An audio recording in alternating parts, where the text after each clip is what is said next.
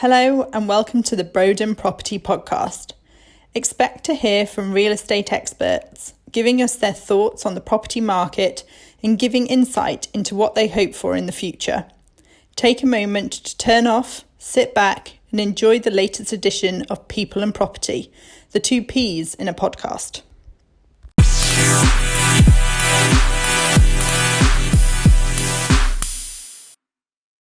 Hello and welcome to the Broden Property Podcast. I'm Aaron Higgins, your host.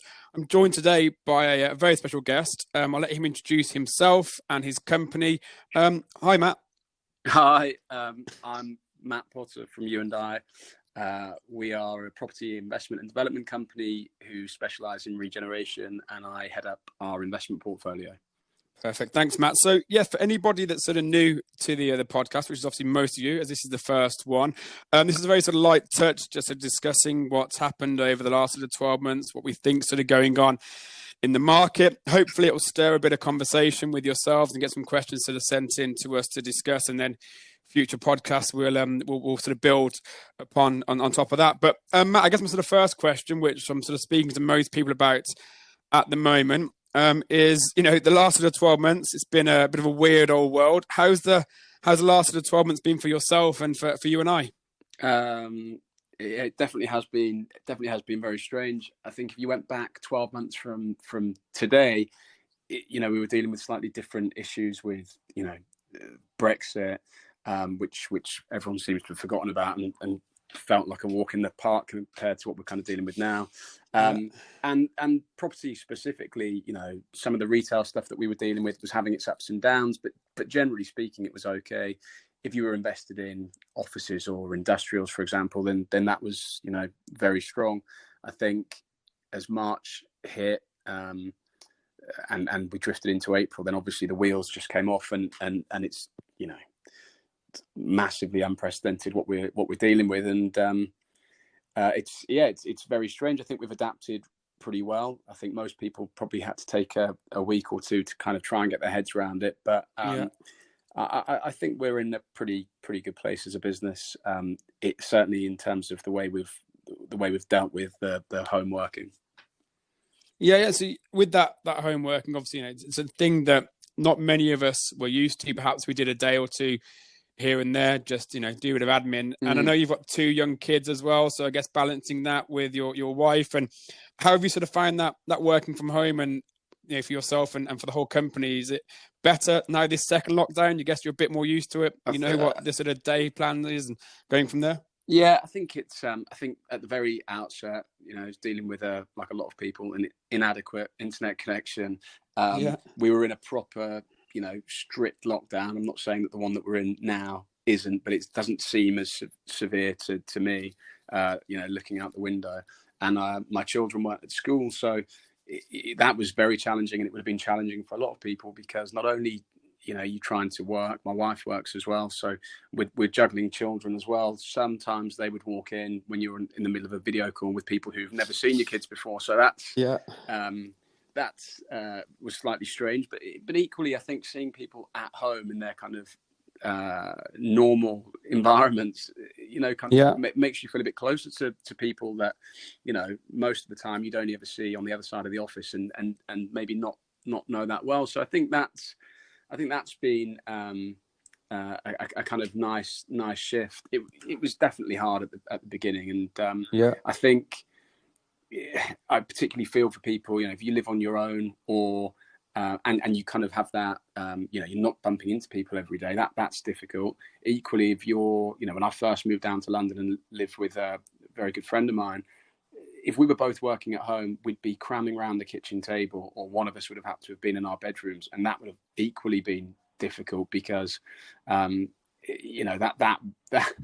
flat that we lived in was certainly not geared up for working from home. So it's been a bit of an evolution.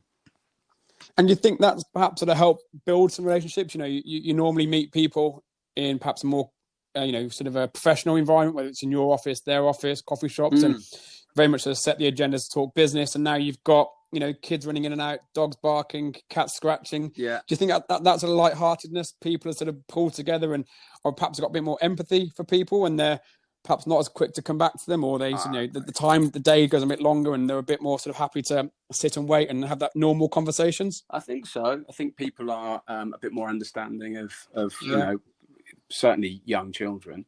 I think that's been good. Like I say, I think I've made more of a kind of personal connection with a lot of people, within the company, and also external people that we work with who, you wouldn't really know all that much about outside of their work life. So I think that's been really good. And in a way, what meeting in face to face or meeting in person allowed you, which was great, didn't give you that insight into people's home lives. So in a way, I'm kind of closer to a lot of people, even though I'm physically further away from them than I've ever been. Yeah, and I guess with that, obviously the home working, and then with, I think you and I in between didn't necessarily go back to the office too much. So you've had to obviously find new ways of working, building new relationships. Is there anything that's been sort of the biggest surprise over the last, I guess, sort of 8 or 9 months, whether it's sort of good or bad, that you sort of found for yourself and your colleagues? I mean, I probably didn't know what Teams, or I may have heard about of Teams. Whatever it was, 6-7 months ago. When we bought shares in Zoom years ago as well. Exactly, yeah. And all of a sudden, I'm having however many calls on it every single day. That's been a challenge, but I think it's one that most people have adapted to. I think, I mean, outside of work, I guess, I live in Southwest London. The thing that I've really noticed from being at home is that kind of community, localism, if you like, because nobody wants the kind of local shops and whatever to kind of fall vacant. People want the local businesses to support those coffee shops and butchers and bakers and all the rest of it. And I think there's been a real community feel. There certainly has here.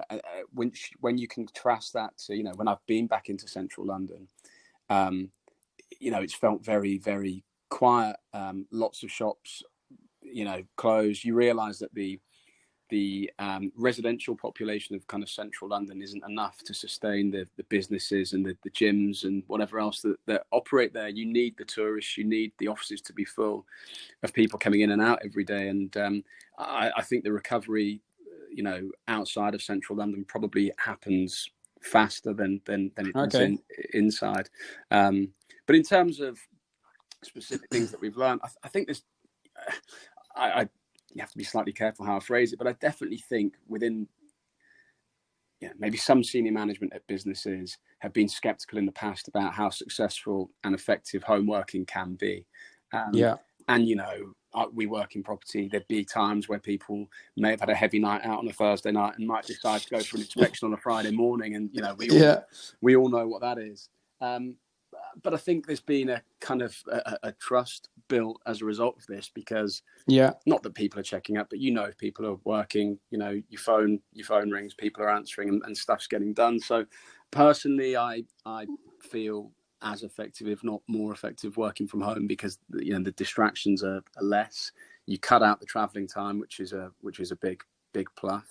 So I think of course we'd all like to see some balance restored, and I'd like to be back in the office once it's safe to do so, and people are happy with that. Let's go back to one of your earlier points. Obviously, you mentioned the sort of the local, sort of smaller, perhaps more independent shops, and obviously better than anyone really in terms of sort of retail and I guess sort of commercial offices and sort of retail stores nationally, how they've been sort of hit. What do you think that those sort of companies, or those sort of owners, occupiers can do different or better, moving forward to attract people back to the stores, attract people back to the offices when it's, again, obviously safe to do so? Has sort of retail and sort of commercial space sort of rested on their laurels for too long and sort of thought people will always come, so haven't necessarily moved with the times? What can be sort of done better to get them up to speed as quick as possible? Well, I think, very few people saw this coming. So I think it'd probably be a bit overcritical to say that people were resting on their laurels. But I think, if you look at the impact the internet's had on retail, some people have survived and adapted, and some people have fallen by the wayside. Trying to think of Toys R Us, for example, big casualty. Didn't make it work, but there's tons of other businesses who have. I I think what you probably will see, and I think it's a good thing, is landlords and tenants working more closely together, particularly around kind of F&B, food and beverage space. I think there'll be a lot more rents linked to turnover. So both the landlord and tenant are kind of aligned and invested in the success of what happens. Whereas, currently the majority of leases will be, right, this is your rent, you pay it rain or shine. I could see there being a shift in that, which, it has its issues, but ultimately I think that will be a good thing. I think in terms of more traditional retail, clearly, as long as social distancing is going on, then there's a physical issue about getting people into stores. The local Waitrose here, drove past it over the weekend, and there was must have been a 50-person queue going around the corner. That something needs to be, whether people gravitate more towards online shopping. But again, that's we tried to do an online food shop the other day and couldn't get a slot until the end of November. So there's clearly issues, and they need to be ironed out. But I think people are finding their feet and will continue to do so over the coming months. But I don't know when this podcast goes out, but it's yesterday, the 9th, was it? I think the announcement about the vaccine, which I think everyone's optimistic and cautiously optimistic and hopeful, brings about a kind of step change in what life has been like for the last 6 or 7 months. Because if we could return to some level of normality, and I think all the things that we've just spoke about are a lot easier, aren't they? Yeah, and I think with that, I've spoke to a few people already this week, with Biden, hopefully, if all things go well, coming into power with the vaccine. I think the positive sort of mindset and a positive outlook can almost sort of lead to a more positive outcome, because if you're going through it with a more sort of happy sort of heart and you're talking good conversations, then the outcome would be a bit better. Yeah. Perhaps having a bit of a mild autumn at the moment, will there be 50, 60 people stood outside of Waitrose when it's snowing and it's raining and it's minus degrees? They might struggle then a bit more. And again, I know you haven't got a sort of crystal ball, but let's hope everyone's got their sort of fingers crossed that this vaccine comes in and it works and all that sort of goes forward. If you did have a sort of crystal ball, how sort of optimistic or how sort of realistic are you that sort of 2021 will recover sort of quite quickly? Will it be this V that we hear about, or will it be a bit more sort of plateaued and then pick up perhaps towards Q3, Q4? Well, I'm massively hopeful that it's the silver bullet that we've all been hoping for. Yeah. What was I reading? I was reading something last night or this morning that was talking about maybe some level of normality returning by the spring, which would be great. I think going back to the point you made when you're asking that question about when you feel good, that certainly impacts the way you do business. I think if you feel positive, then you go into negotiations feeling positive, and you probably negotiate in a certain way. Whereas, if you feel like the world's ending and you've got to go into a negotiation, which is quite tricky, then I'm sure that's pretty obvious for people to see. A long time ago, I had a job working at an airport selling tickets to win a sports car, and it was one of the best jobs I ever had, actually. But one thing about that, when you were on a roll and you were kind of selling and feeling good, then it was easy to sell and you felt good all the time. As soon as you fall into a rut, it's hard to get out of it. And I think with some kind of optimism and positivity, hopefully now and kicking on, I think people, you would have seen what happened to the stock market yesterday. It had a massive bounce. I'd really like to think that continues, for the rest of the calendar year into next year, and we can put this nightmare behind us. Good stuff. Good stuff. Well, it sounds like, I think, sort of to summarise, your, I guess, sort of realistic but ever the optimist. So hopefully it's sort of things pick up. Hopefully, this is that sort of silver bullet we hope for. Stocks go up. Biden does a good job when he gets in. The vaccine works, and sort of new year, new opportunities and things sort of pick up from there back. But it's really good to sort of had your sort of 15 minutes. I know you've got lots going on at the moment. So really do appreciate your time. But anyone that wants to get in touch, any questions for myself or that I'm going to put over to Matt as well, please do get in touch. Obviously, all the links will be attached to this. But yeah, thanks, Matt. Thanks for your time. Thank you. Cheers. Cheers. Bye-bye. Bye.